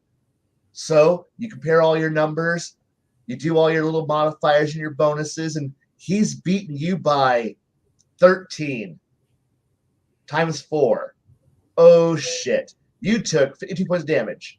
Well, your mech only had 18 points of armor. Oops. Your character was, your toughness and your armor was only equaled up to 14 per level. So beep, beep, beep, beep. You were eviscerated by a guy with a slingshot. What? He was a really good slingshotter, but he killed you. And you're dead. That was the first round of combat. I know. I only rolled but you rolled bad, and he rolled amazing. Wow. And when I had players who were literally shocked that major things were just evaporating left and right, and then they were being evaporated left and right, I'm like, part of me likes this, but part of me hates this for how it's just destroying the fun of my players. This is a little too far. I'm going to just put this game back on the shelf and pretend that I never played the role-playing game. And I'll continue to buy all the books for it because the lore is amazing. All right. My next one is actually kind of out there. It is actually the Fallout RPG. Wait, there was one? Yeah, There was one. Your friends absolutely love that game. And now the games are good. I enjoy playing the games. Bethesda does a very good job with them to a point. But the RPG tried to embrace everything that was within those games, and it fell short hard. It literally, you needed almost a spreadsheet to keep track of like rads and everything else and all your inventory that you were picking up. It was because you had like stupid freaking weight that you could carry. It was just not good at all. It was, I would say at most it was a good attempt. And yeah, I just yeah, once again, it could have also been the DM that was running it, but I myself just did not get behind it. So and sometimes with some of the games that we're saying here, is it may not necessarily be the system. It could have also been our experiences within the system, either as a player or DMing them. So you just kind of keep that in mind for that. And we then had a lot of really bad GMs in our area, didn't we? Yeah. Now, okay, Twilight 2000 as a base for Fallout would be an amazing game. Yeah, now that's fine, but no, they actually came out with its own Fallout RPG. And it was just, no. My brother got for a Christmas present. Yeah, it was just no. I was the one who bought it because he loved the game and he was talking that he wanted to try the RPG game out. So Mike, Merry Christmas. Now, this version of the rules pretty much is fits very well with Traveler, so you could use the higher tech rules out of Traveler and slide them into the game really nicely. And suddenly you've got power armor and railguns. Yes. But don't worry, you can probably kill the average player, the average power armor user by pulling out weapons from one of these two books and be able to arm your power armor or kill your power armor because I'm wearing power armor. A tow missile doesn't give a shit about your power armor. We're not to the next like yet. Hold on. Oh, I'm sorry. Bruce. Yes, sir. What is your last like, sir? All right. I'm looking at the list of games I've played. Hold on. Get the right tab. I've got the right tab open. Okay. So,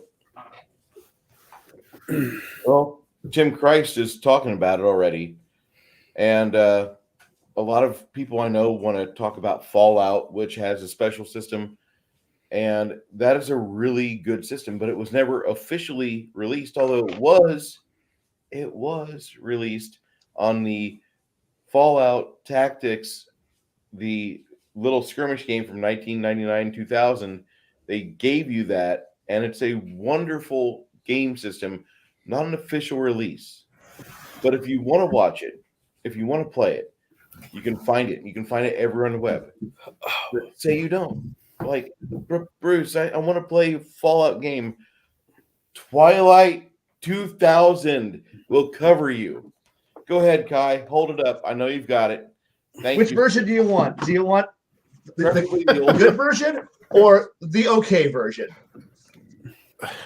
Passable. No, when you Good. order, Passable. okay, hold up the box over here in your left hand. That's what you get when you order a RPG on Wish. Yes. And then show that there. That is what you get when you know the designer of a game and you want him to make his opus. That is a game. That's a game with good content, amazing engine, good skills, and it plays well. And vehicles that don't suck. Yeah, I agree. Because, oh, hey, I like having everything you need to be able to kill everybody on the planet. Well, Kai, I will say, Tim, Kai only will play with people who are subscribed to his channel. So make sure you go to his channel, you hit that subscribe button, and then that'll enter you into the realm of playing with Kai. Oh, and also, in case you need, coast a brown water navy and air support, because having to dodge Hinds or assault boats, this is the best way to do it. And then pray for the 1A10 that still works in all of Europe.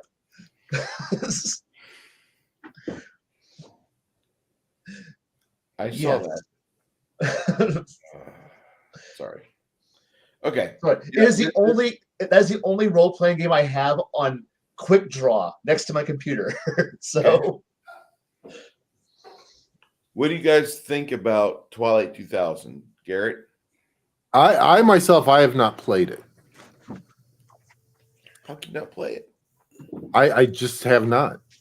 Now the thing He is actually- that now I have played something similar to it, which is actually on my next up, but I will get that when it comes around. Okay. I was just wanting to know. Yep. Okay. What other questions do you have? So next would be Connell. What's your next like, buddy? Iron Kingdom. Okay. I like its twist on it. I like the steampunk aspect of it. The only complaint I do have with it is, damn, that book needed an editor. Or if it had one, that guy needed to be fired and a better one needed to be replaced him with. But I like its variation on the classic races that old D&D had. I like the Nis, were the elf race I really enjoyed. They're the only ones who could play, had access to this nest that was basically Braveheart's Claymore, and it was just really, really fun. It had your old-fashioned fantasy. It had, for those who want to be a dwarven cowboy or whatever, it had that aspect to it. And the monster manual that they had for it was absolutely gorgeous, just absolutely gorgeous, with their takes of different monsters. Or, if you're a gunslinger, you have to watch out for the gunslinger wraith. It was a very well balanced, in a weird way, RPG that I highly recommend anybody to play. Okay, Kai. I'm going to go with a game just for a change of pace. I'm going back a little bit more fantasy, and I probably the only other game that I can't move without a suitcase if I bring all my books with me. That is Legend of the Five Rings, at least first, second edition. An amazing role-playing game. If you want to have a game if you want to have an alignment system that does actually work, which is the honor system, it has defined rules. You can't screw with them unless you're one of 2 or 3 groups, at which point the rules can be screwed with. Kind of. Can I be one of those groups? Depends.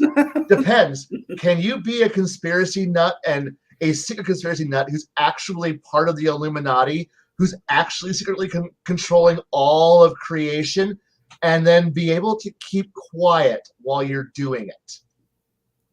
Yeah. No, you can't. No.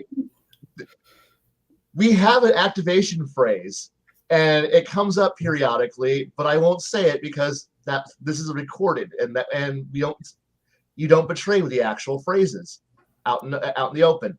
The other group is super secret.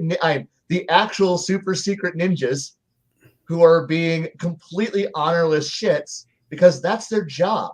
That's the entire clan's job. So you have 2 gauges. Are you honorable? No. But are you honorable to your own job? Yes. And now you also have this thing where the more you do, you earn glory. Holy crap.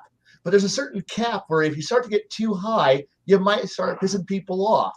And then there's also leveling. It's also in there. That's kind of like leveling, but it's free form. There's like thresholds that kick in.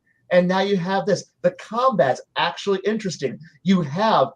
I've lost count how many factions that are actually real viable factions. And then each of these factions has 3 to 5 sub-factions that all are in there. Everyone has politics. Everyone has internal dealings, goals, ambitions. You can throw the meta plot line off and just start with the main storyline and never deal with any major character except they're all in the background. And you'd still have infinite actions that you can end up doing. And it's also set in not quite Japan, China, Korea, all mixed together. And there is the Great Wall of China, but it's actually guarding against an army of demons that are going to eat everybody. Why? I think I've seen that movie. Because 1,000 years ago, the gods had a big tournament and somebody fucked over their brother, and now he's stuck in the afterworld, and his entire goal is to burn the rest of you down. And, well, the rest of you don't want to die at the hands of angry demon god. Okay, cool. You also have, it's not quite the Philippines, but it's weird and offshore. Don't go too far offshore. The giant spider's going to eat you, living in a whirlpool. Okay, that sounds terrifying. There's a Mongol horde, but don't worry, they're kind of one of ours, kinda. You got magic ninja monks out there. Cool. You got these Goku Jedi. You have Clan Takeda, who's not on horseback today, sitting in the middle of all this. You got weird elemental samurai who are out there doing their own thing. You have diplomacy out the ass in one other part, and then you have an imperial family. Everything, and then every winter they get together and have 3-month-long party where everybody is being nice, kind of. Don't you fucking draw a weapon, but we got rules for this, and boy is there rules. Boy is there consequences for being a murder hobo. Boy, do you have to actually RP while setting your own goals and ambitions. And wow, this is an actually interesting game written by, again, John Wick, who made sure that combat is going to be lethal. You're going to die in the moment somebody goes, hey, are we going to combat? Yes. Oh, fuck. Oh, fuck. This isn't going to end well, is it? Nope. Oh. And so you should be trying your damned hardest to not get into combat or kill them first. Strike first, strike hard. Because otherwise you're going to die. Don't miss. Oh, and the game's entire engine is based around, well, I can hit a 15. easily. But I'm going to bet that I'm more awesome than that, and then make it more incredible. And now, guess what? You are. And there's like hundreds of varieties of information. The lore is immense. So if you want to take your weebness and go, I like the Sengoku Jidai, and I like Japanese mythology, I like Chinese mythology. Boy, it would be cool if I could actually role play that in an interesting manner. John Wick is sitting here laughing at you, going, I've already done it for you. Come, play my game. And don't play any of the later editions past first, second. They're all trash. They are all trash. Play first and second, where there's no idea what game balance is. Nothing works. Everything is broken. Enjoy it. I think Bruce passed out. I'm fine. I'm right here waiting for the dislike. Can you hear me? Oh yeah. Yeah. Okay. Yeah, we just see the hair moving back and forth across the screen. Normally it's the talking hand. It's like, oh my God, there's a tribble. Hit it. I'm Bruce's hair, and I'm here for the stream. My next important like. stream. My next like I said, it's very similar to the Twilight 2000, and actually, it's one that I really enjoy, and I don't get to play too often. It's been a while since I played it. It's Maro Project. You basically, the easiest way to explain it is that you are part of a project. You are in a bolt hole, and it's so easy to come up with a setting because all you got to do is pull up Google Maps. That is your setting. And literally, because there are, you can have forays to Air Force bases, to, wherever you want to go. You got armories, stuff like that. You have a small amount of supplies that you have with you that have been, stocked with you. You're basically frozen for 100, 150 years. The apocalypse is come and gone. And now, you're the savior to bring everything back right. So in short, Fallout, but done right. Don't spill the honey. Oh Lord. But it literally, and truthfully, for anyone that you don't have to go far to come up with the story. For the actual setting of where it is, you just read through. These are the types of enemies that you're going to have, and place them. Like the area I'm from, we have a huge river that you have to cross. And the nice thing is most of the bridges after 100 years of not being kept up are falling apart. So it's trying to get across that river to get to either the east or west side, moving through all kinds of stuff. So yeah, it's actually really, really enjoyable game. And now, Bruce, Yes, sir. it's time to come out from underneath the table. I don't want to. I'm at eye level with all my miniatures, all thousands of them. Or put New Year's Sophie away and come up here and talk with the rest of us. Somebody spilled some honey on my shirt. I'm gonna order that. Wonder who did that. So badly. I have it. I just have to find the look on her face. When she came in, she's like, she was a concerned citizen. Oh, she turned on your stream, huh? Well, wellness check. So your eye level with your figs. I got big red that's actually above me right now, and post like you can't see it, but it's like up here staring down at me. It's like you will say the right things. Whoa, whoa, whoa, whoa, whoa. Okay. Oh yeah. So what is your my last dislike? Yes. I talked about a big corporation that uses social media to bully people into stepping in line with them. And I kind of pointed it at a certain corporation, but I really just want to broaden that out to all corporations or all companies that don't want the money. They want the message. So anyway, that would be number 4. My bad. My dislike game that I would say would probably be Star Trek from FASA in like 1979. If you've ever watched an enjoyable episode of Star Trek, and I'm going to get hate mail for this because I like everything Star Trek except for like TNG second season and before TNG second season. You know, first season's horrible. The first season has some good stuff in it. It really does. But I wasn't a big fan of it. And then I'm a big fan of DS9. But there's none of that because this is from 1979, right before the motion picture came out. And I don't know if you understand this, but they made a game that is so unfun. You feel like you're role playing through the teenage Vulcan syndrome. Because there's not a single bit of fun that you're allowed to have. They've sucked it all out. They've brought over the Super Chupa 3000 and they've turned it on and they're sucking away all of the fun that this game could have. And instead of you discovering new life and new civilizations, you're trying to understand why you're making these rolls because the die challenges don't make sense. The character creation doesn't make sense. The way that they interpret how you create your alter ego, it does not compute. It does not make sense. Spock is there.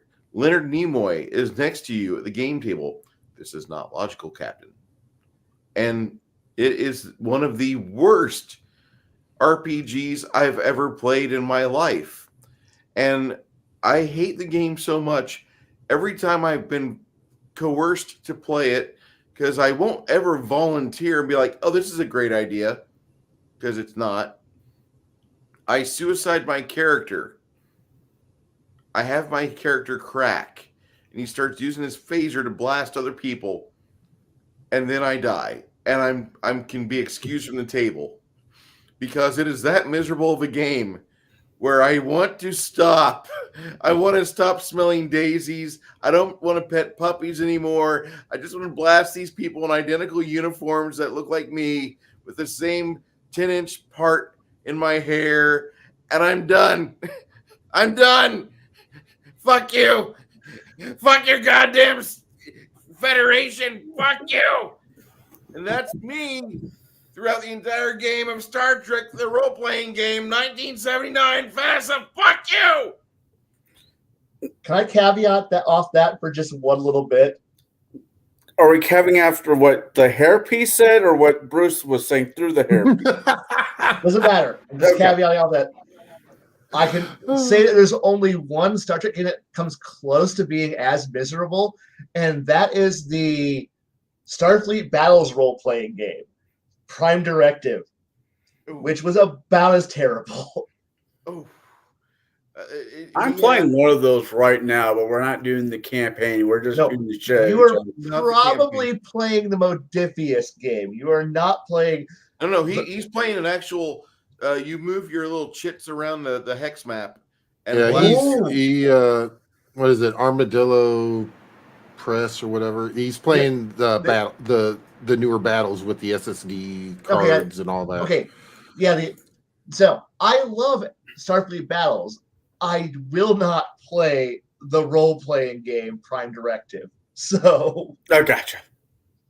Yeah. Now, I like SFB. I like Starfleet Commander. I like Federation and Empire.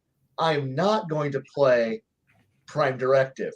So no, the one I play, it's all the races from the first gen, and some of the races you would only find on the first gen cartoon, like the Lionos. Zinti. Yeah. Lyrans and Zinti. Yeah. Larry Niven, thank God that you came along and gave us a fucking cat person race so we could all have our wives play with us at the table. Yes. Well. There's a race that shoots out webs out of their spaceship. If you're caught between two asteroids, Trollian. yeah, I'm not a Star Trek Or- person. I just No, I've played the game. And I know. And you got hydrants for fighter lovers, and then you got ISC for people who just don't like fun. Oh, Yeah. then you got a piece of paper. Gorn, You got to count how many square boxes are in the warp. yeah. Yeah, then you have to, And then you get the Romulan player who then decides to go, I take my piece off the board, now guess where I am. fuck fuck plasma you. base racing. Them in the Federation, cheating bastards. The Romulans are the best race.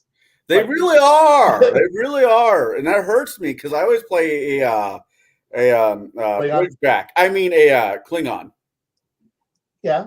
Klingons are the best also. Every race is the best except for Lyrans. They A suck. Klingon Jedi is the way to play. That's right.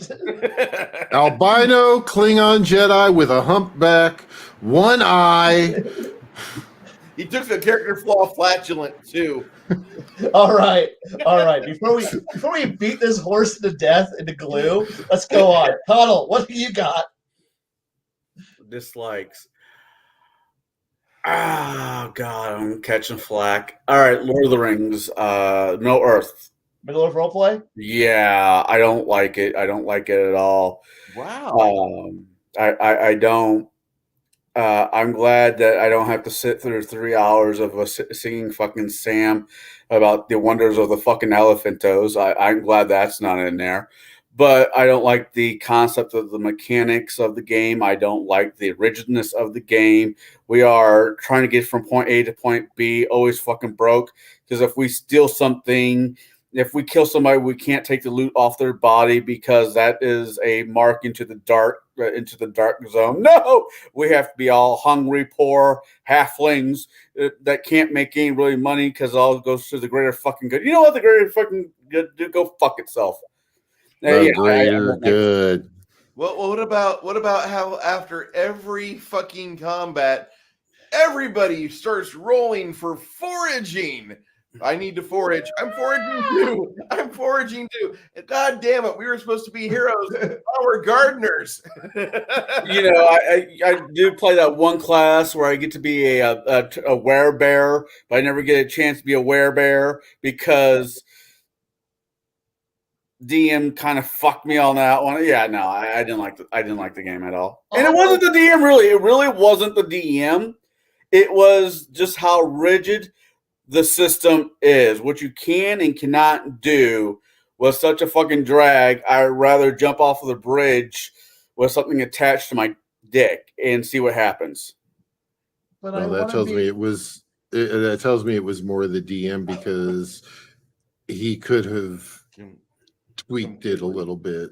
Yeah, Completely the DM. I'm also friends with the DM, so I'm probably taking a biased look at it. Yeah, I just these are some gems in the hate category, by the way. I'm loving this. We'll watch all right. again. I don't watch my streams that often. Hi. I'm just, for how much I sang the praises of Exalted a little bit ago, I'm going to now just draw this back to the entire World of Darkness. All of it. Okay, wait. Old or new? Old. I love Okay. all of it, but I hate it at the same time. It is the game that I want to say, play something else. Like, it's much like the D&D players play another game. When I look at storyteller players, play another game, or at least play something that's not furries, edgelords, and who want to be goths, or whatever else. Now, caveat off that, Mage the Ascension players get off the hook here for all three of them in the entire universe. They're their own little place. And for the Changeling players, I don't know what you were doing wrong, but keep being your own fun over there in the corner. But to the two big problems in the room, the furballs and the fangs, who just ruin it for everything. and because they have to LARP this shit. I don't know why. And your storylines that are just keep getting progressively weirder and weirder. And then the clans that get introduced, that start getting into the look. I don't mind kinks and other weird shit, but oh fuck, man. There's some things we keep, in the bedroom. Don't wheel that shit out in the public. So yeah. And Yep. so Yep. Yep. So I love and hate it at the same time. If it's Mage the Ascension, you're cool. Changeling, you're cool. Everybody else, no. Fuck you, fuck you, fuck you, fuck you, fuck you, fuck you, fuck you. Okay, Right. I will caveat that. Okay. I will say Vampire Dark Ages. Okay. Vampire Dark Ages is a whole different thing. Sorcerer's Crusade and the Victorian era books were pretty solid, good. But unfortunately, you're always under this dark cloud that's just sitting here over the horizon. It's just like, what is this? That's Vampire the Masquerade. And over there, there's this other cloud that's just rolling in. And what's that? That's Werewolf the Apocalypse. And no matter what you do, Werewolf is just garbage. And no matter what you do, there's this cloud of furry, weird perversion that's coming at you, and edgelords coming from the other direction. And whenever you go, hey guys, want to play a storyteller game? Oh, I got this whole edgelord story. Oh my fuck. And I got my story about my fucking, if it involves anything fur cover, stop talking. I don't want to hear it. And it's just like, but I got this thing where it's like, no. Your story will either be you being a drooling weird maniac, a horrible, Native American stereotype that you just because, fuck it, you want to be part of that, or kink master. Please don't do one of these three. Please don't. So there was one time where me and my girlfriend decided that we would just like play furries together, but we had a lot of money. So what we did is we took the microfiber off the couch cushions and wrapped our bodies in that, and then we just like squirted lotion on each other all night. And it was we called it Werewolf the Apocalypse. And we have this wonderful time. And the thing is that I have enjoyed werewolf and vampire in the past. Mm-hmm. But the problem is that when you go out into the greater community, oh fuck, what did I do? And then you're like, hey, could we just play some Dark Ages or Sorcerer's Crusade for Mage the Ascension players? Or can we play some Victorian vampire?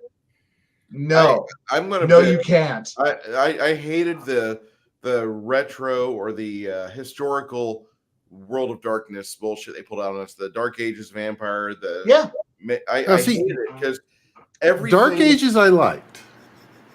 Well, no, I hated it because every fucking point in history that you would be playing where something might have actually happened logically due to politics. Oh, yeah.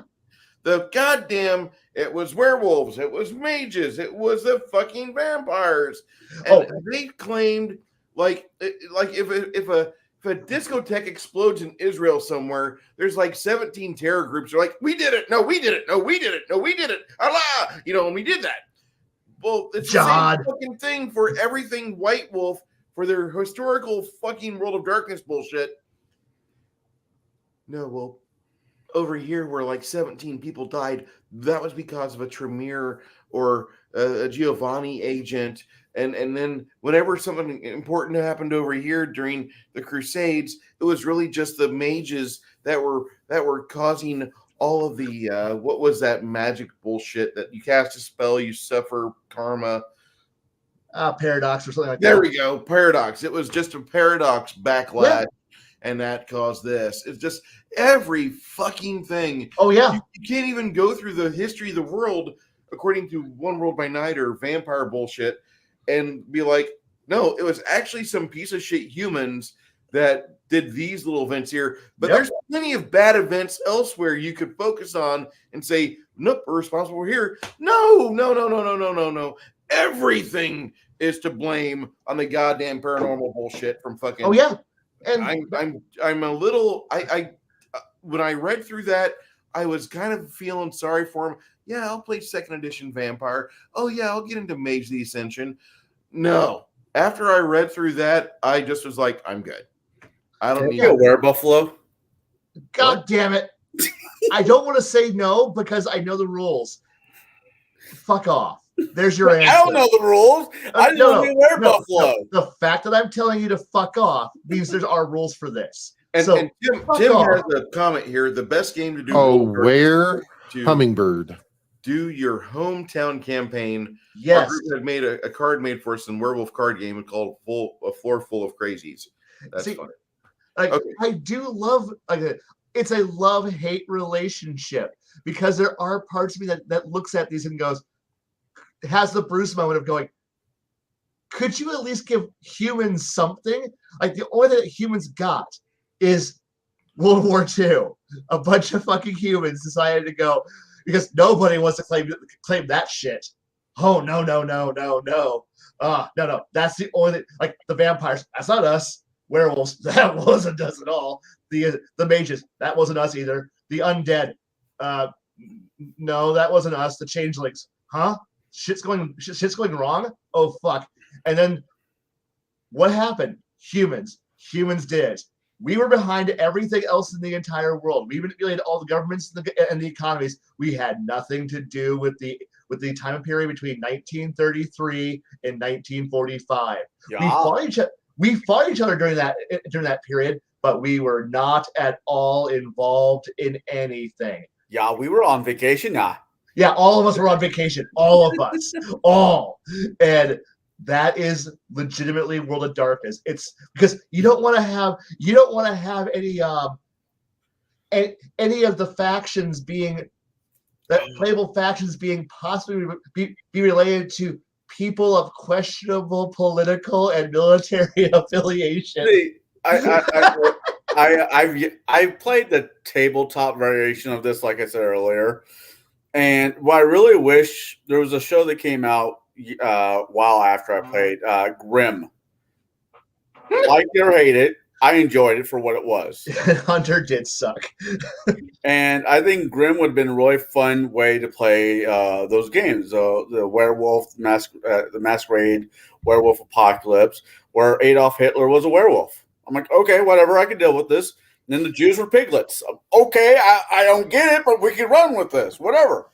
You obviously never saw the movie FDR American Badass, did you? No, I did watch that. You did watch it? Now that movie there actually predates the Sarah Johnson syndrome, where you have a superhero as a polio victim, and he's going around in a wheelchair killing Nazis. Yes, Now one show that actually works well with the World of Darkness. Just the base world, the old World of Darkness, not the new one, is actually Sanctuary. Really? I was expecting you to say Supernatural. Nope, Sanctuary. Because if you think about it, because you're out there getting the oddities and bringing them in, and you can play into some of the books of the other books and whatnot in there, in order to bring it in, because my wife actually ran that.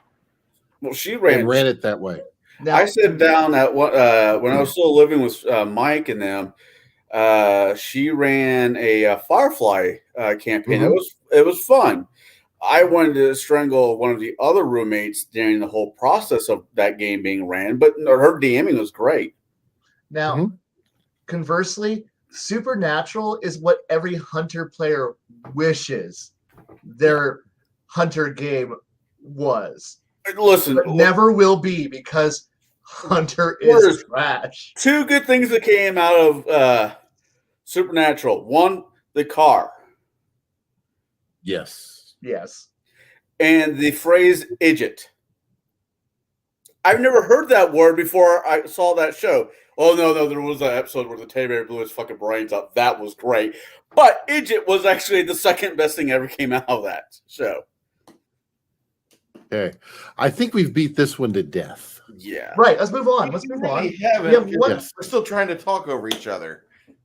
No. Moving on. Mine Wait, no, mine knock, actually wink, wink. mine is Innomine from Steve Jackson Ooh. Games. Oh, Padre- God, yes. This Yeah, is such trash. Oh, because it was bad enough with the base game. Then they started adding in additional things like Asmodeus, Lilith. You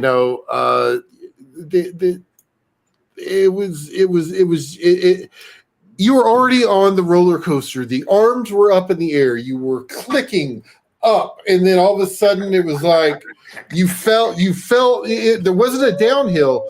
It was. I'm going to use the prices right here with the little yodeler going up the little side of the mountain, and they just fall off because that's exactly what it is. Because it literally Oh, yeah. there was. I've only seen one DM that could actually pull the crap out with this Garrett, and actually run it decently. Garrett, is there a vaudeville-esque strip joint in Peoria where they have a midget MC named Mike? Aliens! I mean, I don't know why I know that, but it's aliens. That I don't know. Okay, so y'all I'm need to go single. you need to go kidnap a midget out of Elliot's and have him run and nominate for you, because he used to live in Decatur and he used to run and nominate, and he ran it pretty well. He also used to run a really good World of Darkness that didn't have any of the historical bullshit. But yeah, over there, Cigar DM is like trying to trace the steps. How do I know this guy? How do I know that this is a vaudeville-esque strip or burlesque show in Peoria? How do I know this? What did I do? What was I drinking? And Well, what threw me off is you said burlesque, because I actually know a handful of actual burlesque performers. well, yeah. we So all I'm do. sitting here going, wait a second. Which one is And it? it's like, it was the whole, I got nothing. It's Yeah, off they of, all look like over 40 fucking OnlyFans right now, and I'm trying to brim that off. But anyway, So okay. So we are at the 2-hour mark, and we still have, This might be it. Whatever. yeah. Innomine- Actually, Innomine is where we're going to finish it. Innomine, and we're going to call it there. because angels and demons are bullshit. what, pretty you don't much. wanna you don't want to play Angels and Demons? Come on now, guys. Let's get back in the Satanic Panic. Come on. Well, No. If I want to watch something that on that, I'll just turn on Lucifer. It's I more don't know. entertaining. More horrible. Oh, God. I prefer the comic book. Can I jack off with sandpaper instead? You can. I wouldn't recommend it. But Only if you do it on OnlyFans. You can make some money that way. I mean, you've done less for more. Look, he's thinking about it. I'm making my eyebrows go twisted and have the hairs going all out like Peter DeVries or whatever the guy's name is from Dune. Oh, God, yes.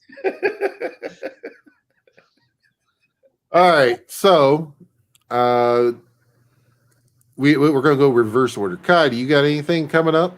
Yes, you do. Yeah, I'm probably be recording it Sunday, so that way I can post it later in the week. Yes. Excellent. Excellent. Your editor will definitely thank you for it when you send it to him. Yes, thank you. I need my HAL 9000. So, Connell, when you launching your channel, buddy? Here soon. I got some This Roblox weekend. stuff going on I'm that here. I need to take care of. I'm hearing this weekend is when it'll be up, right? Because we're going to sit down and do that this weekend, right? Okay. All right. Yeah, we're going to. Kai's like, I'm in already. Bring your ass. All right, Bruce. I will say last night, Bruce was. I did see Bruce on, and I'm going to screw the name up, but another Baron's show. Baron Ormond Tog. Yes, and actually, he did actually a really good job. And actually, I wouldn't mind having him on here sometime when we have a pretty good thing to discuss. I think he would actually. His point of views do kind of line up with a lot of ours, but he does have a few other views that. I mean, he's our age, and he came up, a little bit before I did, in the adolescence period. But he has a very similar mindset, and when it comes to gaming, the man is not a collector, because I can be a collector, but my books are not nearly as good of shape as his. Like, I've met comic book owners and comic book collectors that could take notes from this guy, because he has 30-year-old textbooks for RPGs that don't have any dings. He showed them off during the stream. Yeah, he pulled up the Star Wars D6. From and it looked mint. Yeah. And it was mint. Yes. It was like, oof. Yeah, I couldn't believe that. So, yes, definitely make sure you do go and give Kai a sub. Yeah, definitely. We want Kai to get subscriptions. We want Kai to win this. We really do. Yes. I want to put Baron Ormond Togg's channel in the chat. And this guy is a real good acquaintance of mine, and he streams on Sundays with some other friends of his on the Primetime Kings. I don't know. And you're friends with them too, Bruce. Chadzar's out there putting our links in chat. Really appreciate that. Chadzar's been very constructive in the chats. Yes. I've seen him, and there's people that detract from him, but I really appreciate what he does in my streams. Yes, he's really very good mod. He does well at the mod. Yes. And is there anything you got? And is there anything you got coming up this weekend? This weekend, I am actually going to be releasing a couple of videos I'll be doing by my lonesome, and then just porting out to YouTube. I know. What? Me not doing. You're cutting us out? I know. I'm not trying to. It's just that Fuck you. It's a way for me to get some ideas out, because I have a few times where I've done a live stream and I've wanted to talk about certain subjects, and people pile in and they look at the subject like, get that away. We're going to talk about this instead. So I want to talk about some things like who's the unfappable Frost chick? I want to talk about that and her rant on G4, and this is how you alienate your fans. This is how you get rid of a long established fan base, because G4 was out in 2004, 2002 to 2012, and it had a good chunk of people that were following it, and now they're back. But it's kind of like they took it to a pet cemetery to resurrect it, and now it's acting up, and we have the people on YouTube, the normies, are like, this doesn't really seem right. And the rest of us in Normieville are like, you put G4 in a pet cemetery, and now it's walking around going, fuck your sexism. And it's funny, because I don't know if anybody else laughs every time she opens her mouth, but I sure as hell do. So I'm going to talk about that for a little bit. No, go ahead. Right. Go ahead, Kai. No, that's sounds about right. And is there anything else you got a couple of videos dropping? Anything else? I'm going to be putting back I'm going to be going back to the well for reading through the book Elijah's Story, because I started and I got halfway through it, and I realized, like, when you self-edit, your book sucks. Mm-hmm. That's just how it is. I hate to tell you, for you authors out there, I'm going to give you some advice. You can have a great idea that should sell. Just throw that money just all over your bed. And when you self-edit, just think of that money, but it was all imaginary, and your bills still aren't paid. So I made enough money to pay my fuel bill for like 4 years for my own personal vehicle, and that was it. But I'm going to tell you that if I would have an editor, I actually might be somewhere else in the pecking order of like independent creators. So don't do that. Don't self-edit. Give your heartbreaker story to a friend of yours that loves to bust your chops when you're wrong, and they want to see you get better, because those are the people that you should really be calling friends. Those are the ones you want to buy beer for. That's how you win at life. You let people do honest critiques. So, yeah, Calvin, my money's imaginary already. Yeah, I know. That being said, Bruce, I think I owe you a beer somewhere down the line. Let's have to make that happen. Yeah, we will. That's what I have. Go to Texas. All right. I do have a couple of videos coming out. One on my RP channel and one on my gaming channel. Part 4 of my All the Mods 7 playthrough will be coming through tomorrow, along with a very let's just put it this way: you're going to see me a little bit more spirited, and it is going to be a rant worthy of Kai video when it comes out. I'm not going to go too much into detail. Definitely do make sure you do check it out, because I completely do rip a Kickstarter that is currently going on apart. Okay. So that's going to be the long and the short of where I'm going with that one. So I think that's about it. Does anybody else have anything? You don't want me to edit your novel. Please don't make me edit your novel. But Blaine, I love seeing red marks all over the paper. If I would have actually waited and let Garrett's wife edit my first novel, she was willing to do it, and she was like a halfway through it when I put it out in publication. I do have a red pen, so yeah. Yeah, he'll wait for you to pass out and draw penises on your face. No. We're I guess the big takeaway is we're waiting for Limitless Heroics video review to come out now. Do you have it ready to go, Garrett? Oh, it's been loaded since Sunday. It's coming out tomorrow. I like that. We're going to be back here next Thursday night. Yes. I think this is a fun day with you.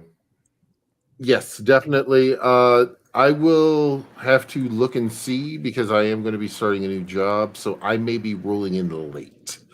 My job, I get off work on average about 6 o'clock. Okay, so I leave the yard at 6:05.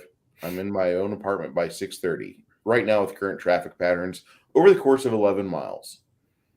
Now, I have to shower, shit, and shave, and get some food in me, and then I can see you guys and turn on things live. So we might be starting at 7:45. Sorry about that, chat. We love you. We really do.